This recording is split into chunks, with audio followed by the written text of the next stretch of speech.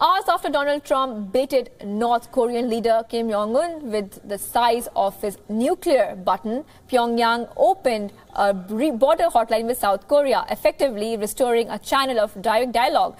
The move is significant because it signals a thaw in ties between the two Koreas.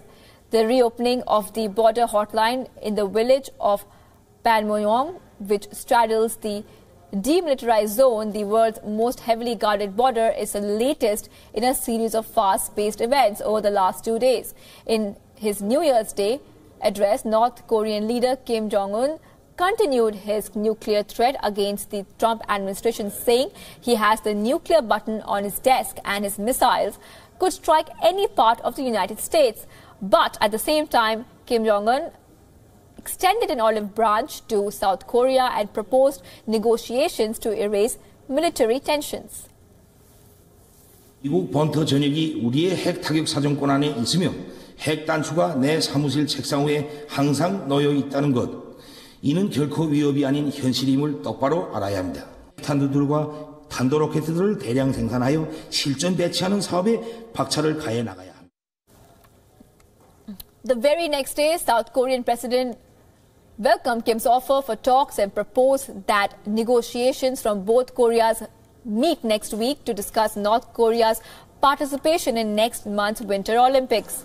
Today came Kim Jong-un's outreach, which was a dramatic reversal of the country's previous approach to South Korea. For years, Pyongyang has dismissed the South as a lackey of the U.S. North Korea cut off all communications with the South 2 years ago, when then South Korean president shut down a joint industrial complex in the North Korean town of Kaesong.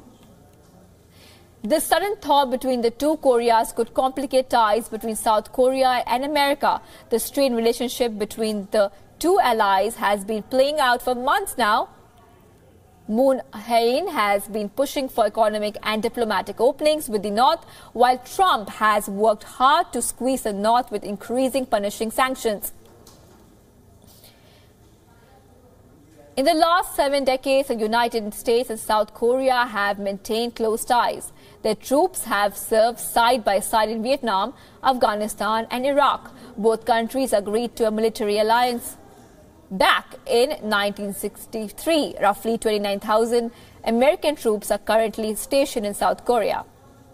Joint military drills between the troops of the two countries began in 1997. In December last year, the American and the South Korean troops carried out their largest ever joint air drill.